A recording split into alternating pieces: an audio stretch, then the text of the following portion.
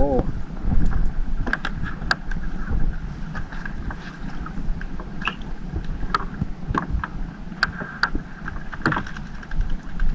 งลมพายุนะครับถือว่าปูติดดีนะครับเนี่ยเนื่องจากพายุจัดนะครับไม่ออกมากู้ไม่ได้นะครับออกมาเก็บไม่ได้2 วันนะครับก็ถือว่าติดดีระดับหนึ่งเลยครับไม่ค่อยดีนะครับแบบนี้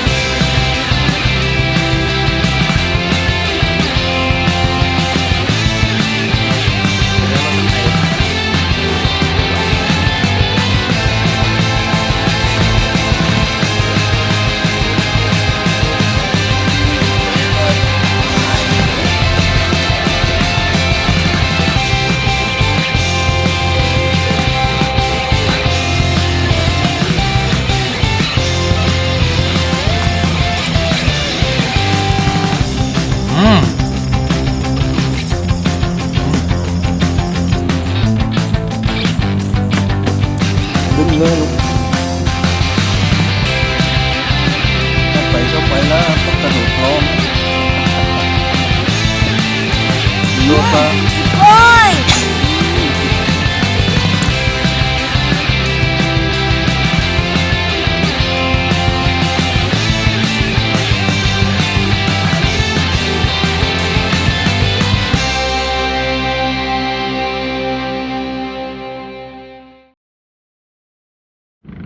สวัสดีครับเพื่อนๆวันนี้ผมตาเอกคันทรีแมนขอแต่งตัวสักหน่อยสักนิดนะครับผมตาเอกคันทรีแมนพบกับเพื่อนๆก็จะต้องมีเรื่องสนุกตื่นเต้นเกี่ยวกับการผจญภัยทำมาหากินนะครับในธรรมชาตินะครับให้เพื่อนๆได้รับชมกันอีกแล้วนะครับวันนี้ผมจะพาเพื่อนๆมาวางอวนนะครับนี่อวนปูนี่ครับอวนปูม้านะครับวางอวนปูม้าอวนปูอวนกูนะครับใครอย่าขโมยนะนี่ครับผมเดี๋ยวผมก็จะเริ่มผูกหินทวงก่อนนะครับแล้วก็เดี๋ยวก็จะเริ่มปล่อยอวนนะครับแล้วก็อีก2 วันนะครับเราจะมากู้พร้อมๆกันนะครับเดี๋ยวผมก็ขอเริ่มจัดการก่อนนะครับ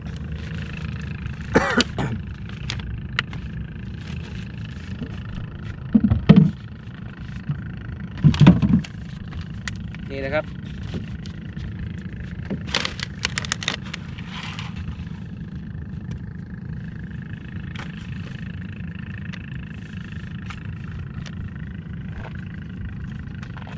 เดี๋ยวเราไปหาทำเลปล่อยสวยๆกันครับเราก็จะเริ่มกันแล้วนะครับกับห่อแรกนะครับ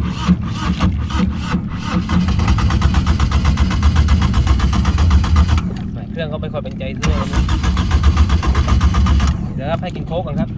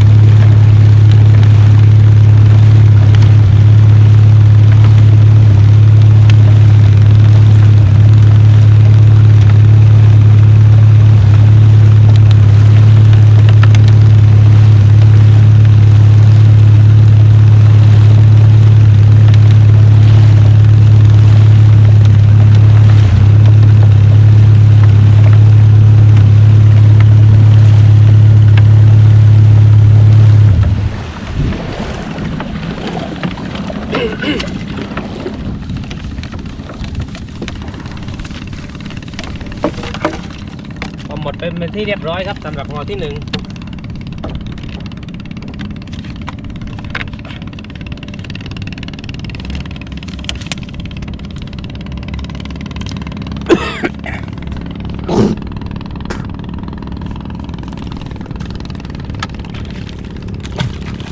เรียบร้อยครับห่อแรก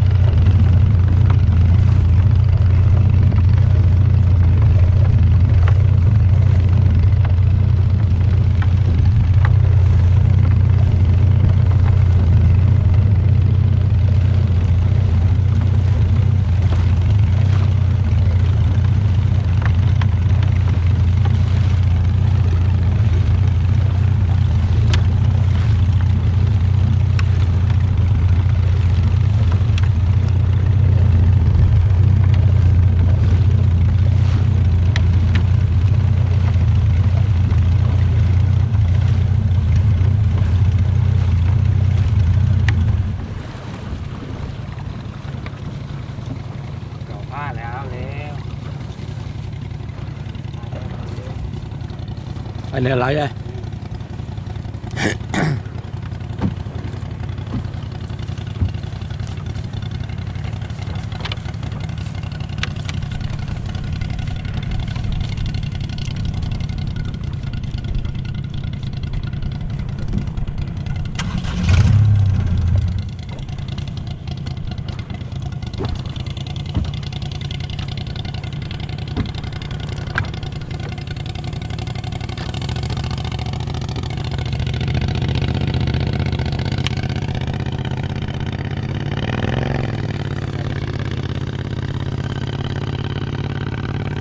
ตัวเล็กยังไง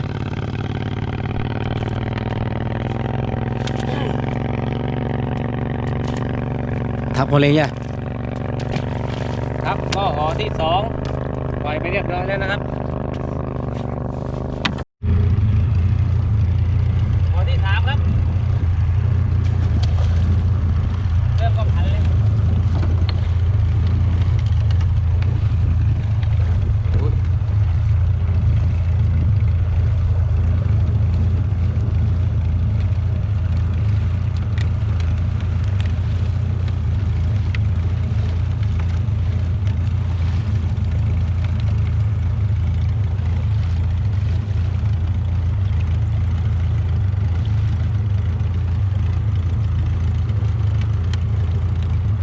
เสกกามปูพลันลงไปเสกกามปูพลันลงไปเนี่ยมันล็อกลูกมันล็อก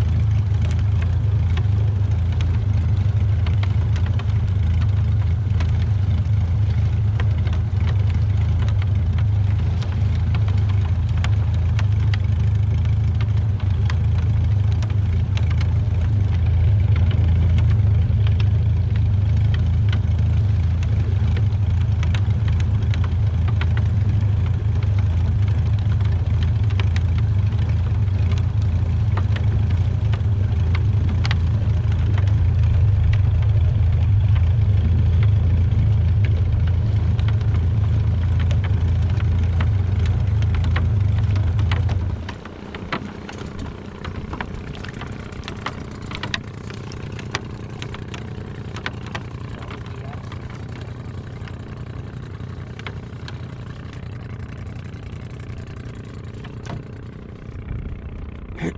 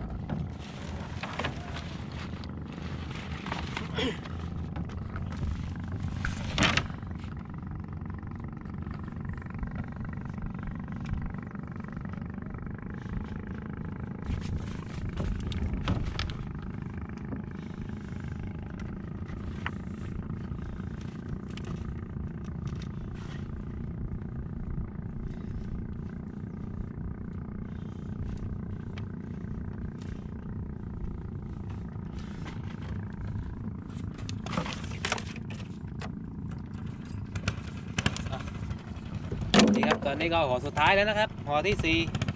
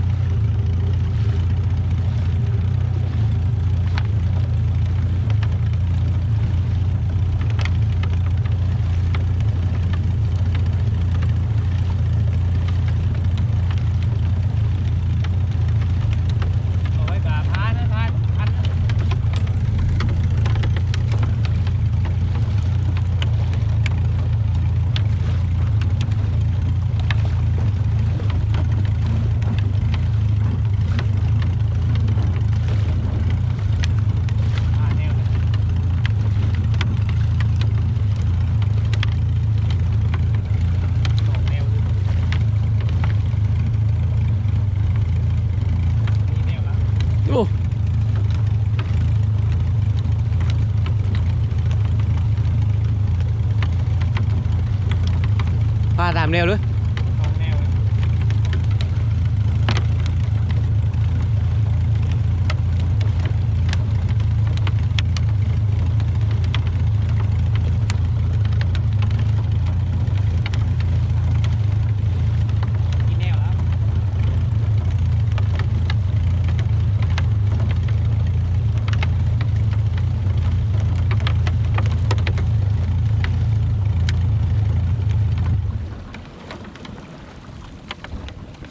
ดีอันนี้2 แนว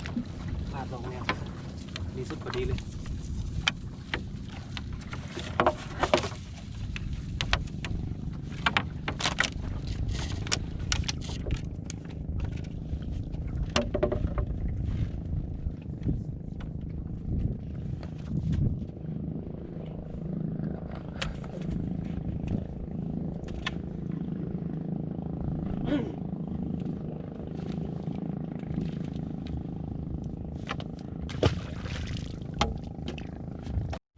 ตอนนี้นะครับเพื่อนๆผมก็ปล่อยอวน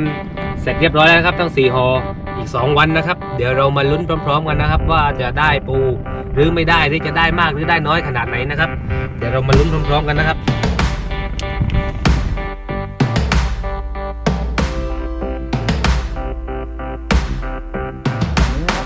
ผมจะพาเพื่อนๆมาปูนะครับปูอวนปูนะครับเดี๋ยวมาลุ้นกันครับว่าจะได้ปูมากน้อยขนาดไหนนะครับ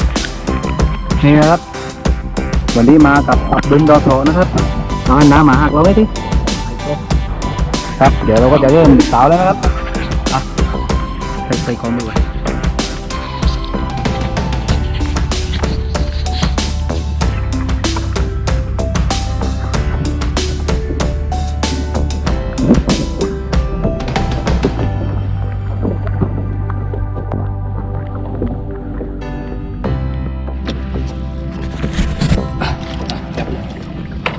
นี่ครับผมก็จะเริ่มสาวแล้วนะครับ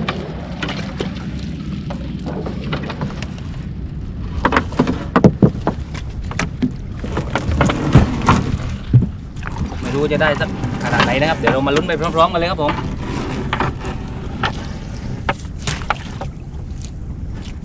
นู่ตามคนเลยนี่ครับ1ตัวแล้วครับปูม้าเก็บไว้ข้างของครับ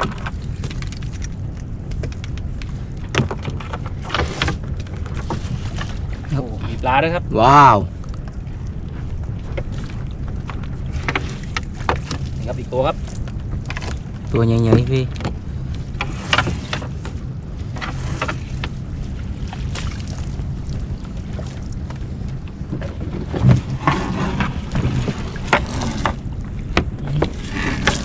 ปอนนี้เราเนี่ยนี่ใช่ดูกล้องดูนะนี่ครับดูโฟกัสติดกล้องนะพยายามจับโฟกัส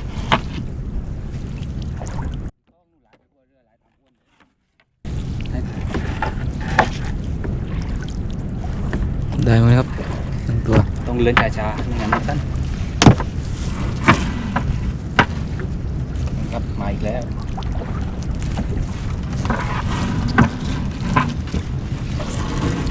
นี่ครับโอ้มีปลาครับปลาอีกตัวแล้วครับหัวโปร่งนี่ครับ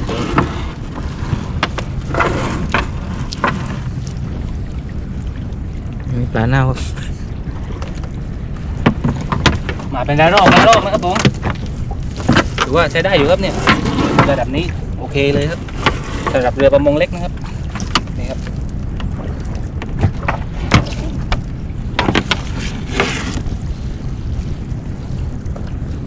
เพื่อนเอามันมืดเลยฮะมันมืดเดี๋ยวมัน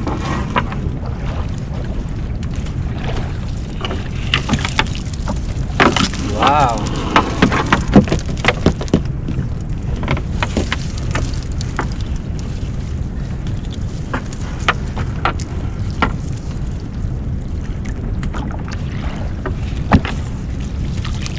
นี่ครับ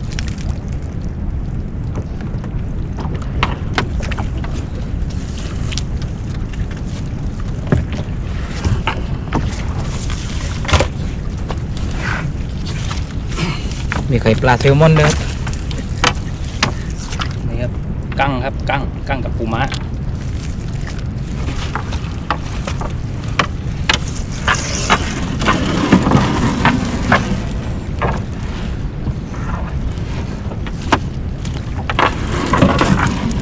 โอ้นี่ครับมาเป็นช่อเลยครับ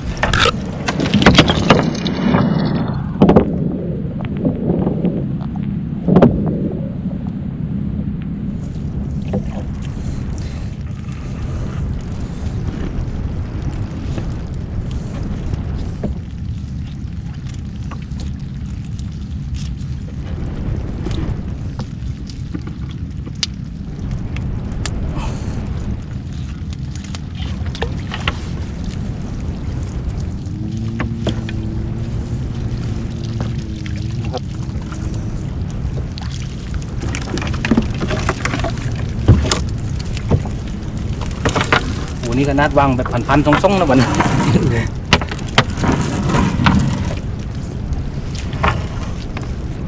ตัวเดิมเลย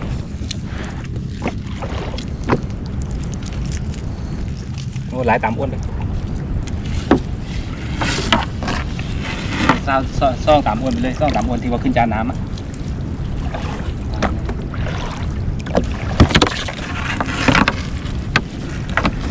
มันจะทำให้ดูตามไป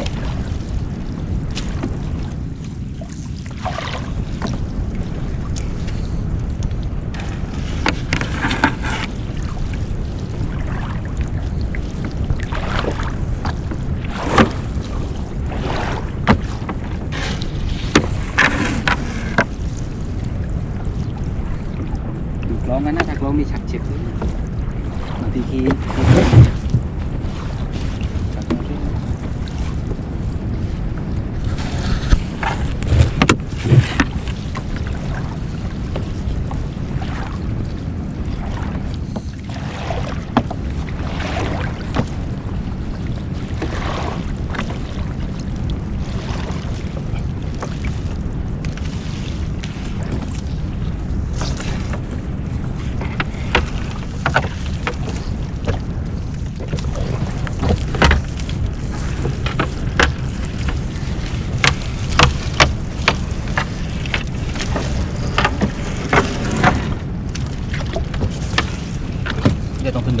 ปูวันนั้นนะ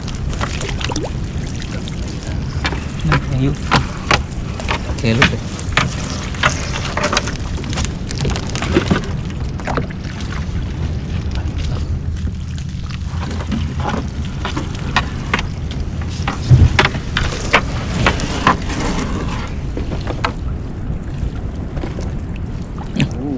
เห็นไหมผมลง13 ตัวแล้วนั่นผมลงดีว่ะนั่นนะนี่ก็ติดดีกันนี่ไม่ไปเดี๋ยวนัดเลย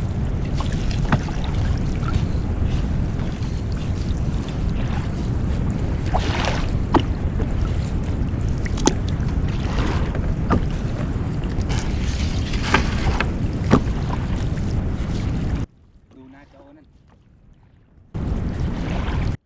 หน้าจอแล้วก็ถ่ายเอาหน้าจอต้องดูหน้าจอคนไทยรู้ป่ะ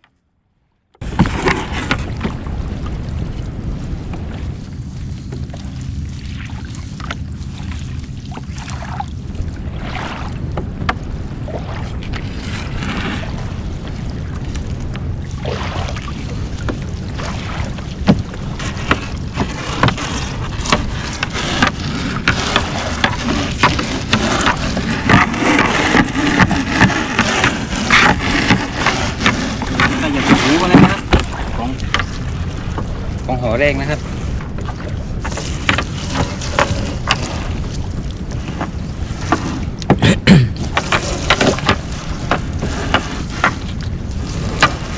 โอ้อันนี้แพ็คคู่ครับ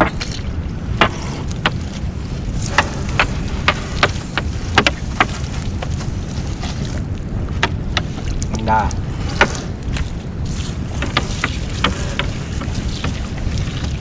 ก็หมดเรียบร้อยแล้วนะครับสำหรับหอแรก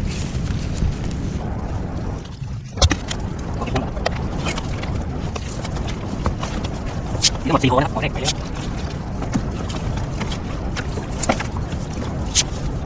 ตาต้องผมต้องกินอยู่แล้วตาต้องหิวตาต้องกินกุ้งนะครับให้ตาต้องกินกุ้งนะครับ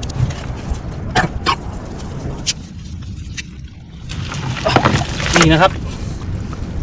รับเปิดดูกันแบบนี้มันจะดูง่ายกว่านะครับเยอะเลยจะเลยครับดูเสร็จแล้วผมจะห่อแล้วครับ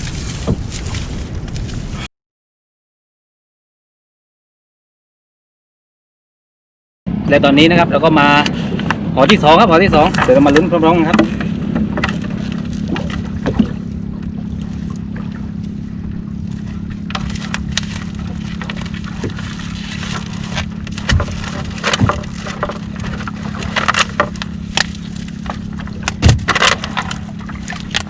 รู้สึกเหมือนกับว่ามันจะพันเลยครับมีไม้มาด้วยโอ้ยอดเลยครับวนมาพันกันหมดแล้ว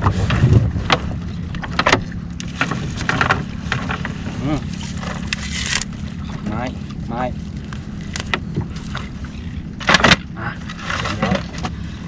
ครับเดี๋ยวมาลุ้นหอที่ 2ครับ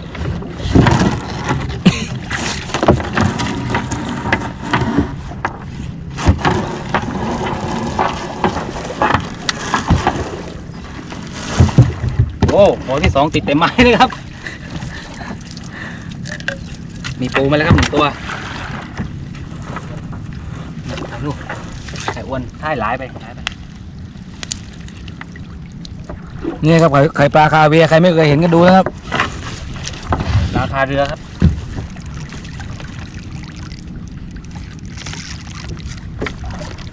เสียงดังโผล่สาคูนะครับสาคูทะเลความเป็นจริงมันคือไข่ปลากระทงนะครับ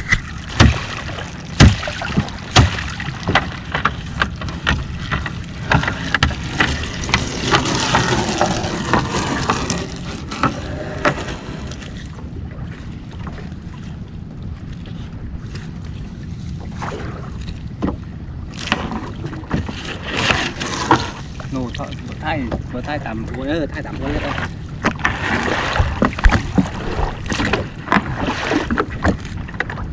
ร้อยแล้วครับ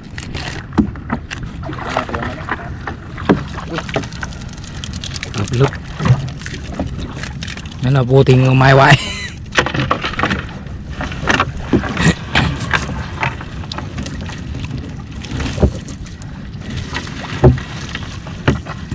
นั่น ได้นี่ด้วยครับ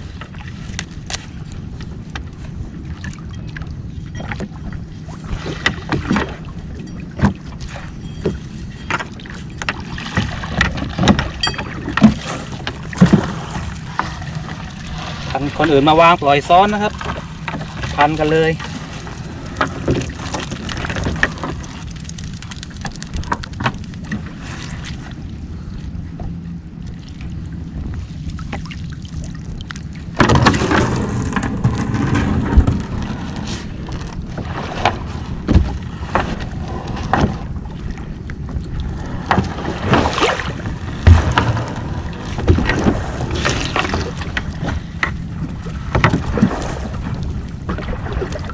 มีหัวนิวซีแลนด์ติดมาด้วยนะครับนี่ครับนิวซีแลนด์2 ตัว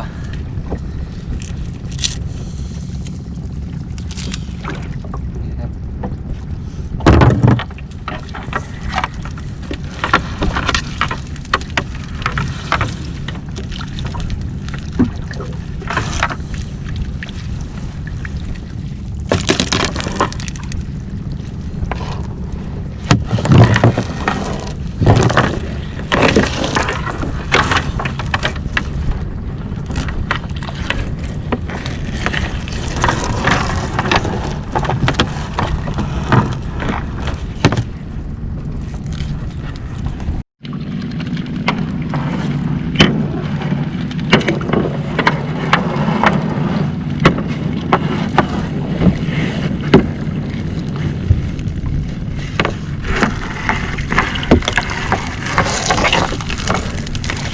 นี่ดีควันอันเละนี่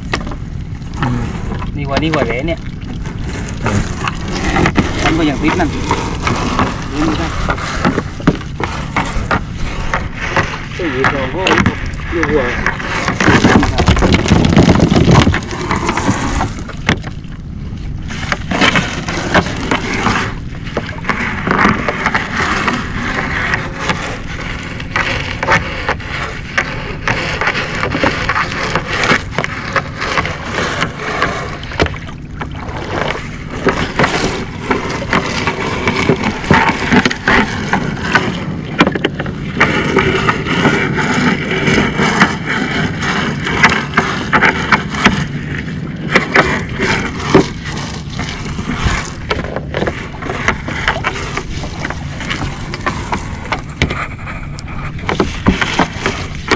เลยนะครับ1 ห่อ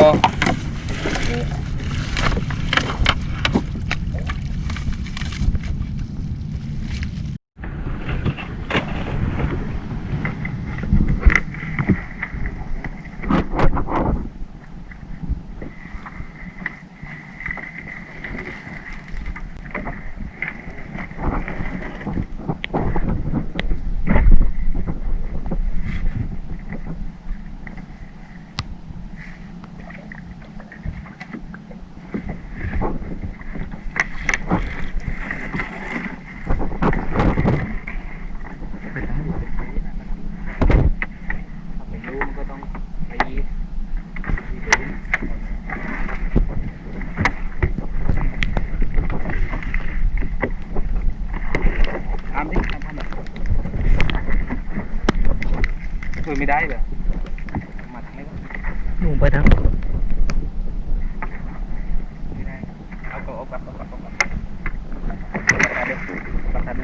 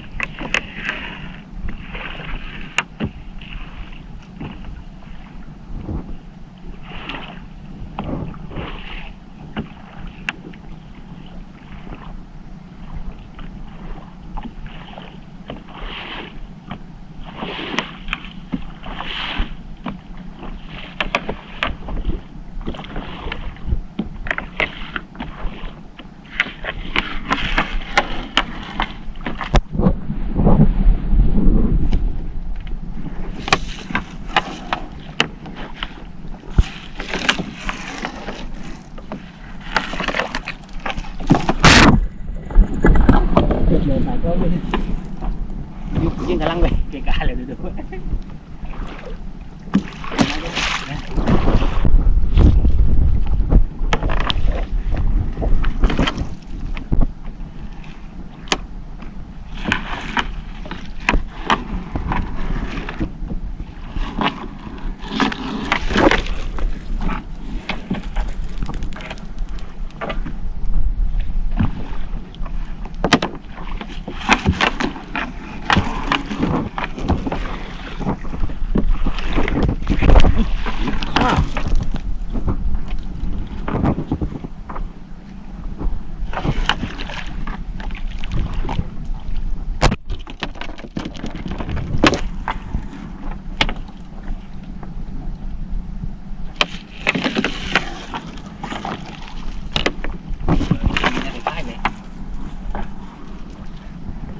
ไม่ทัน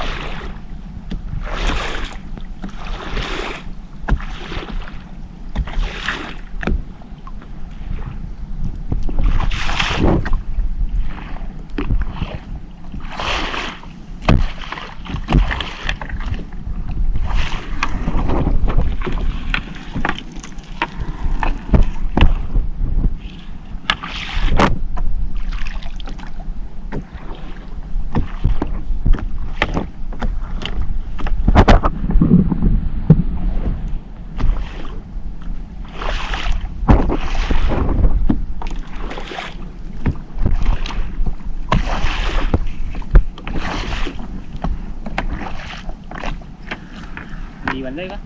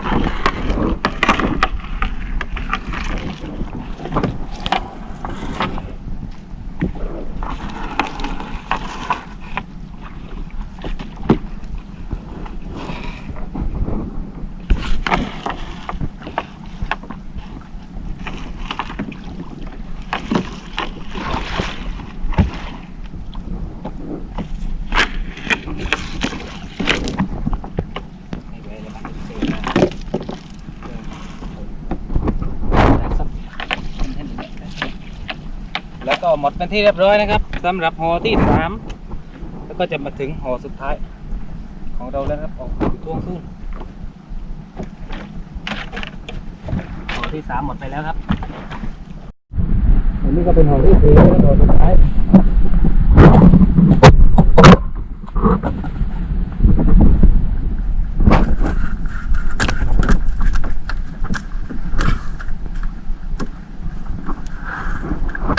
มาถึงก็เปิดประเดิมเลยนะ1 ตัวครับ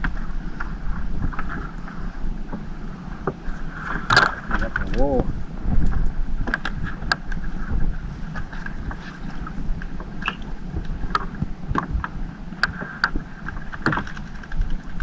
หลังลมพายุนะครับ ถือว่าปูติดดีนะครับเนี่ยเนื่องจากพายุจัดนะครับไม่ออกมากู้ไม่ได้นะครับออกมาเก็บไม่ได้2 วันนะครับก็ถือว่าติดดีระดับหนึ่งเลยครับไม่ค่อยดีนะครับไม่ค่อยดี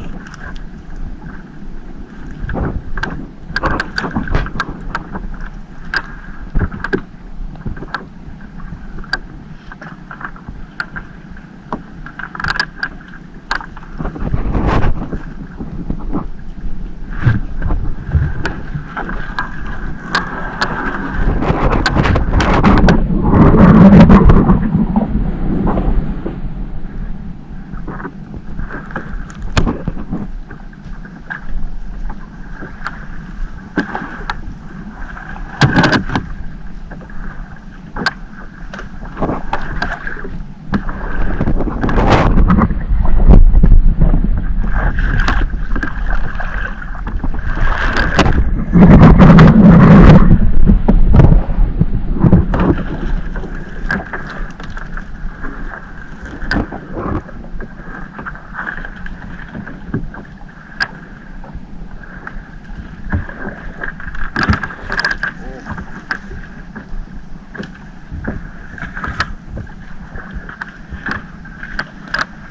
้อยเลย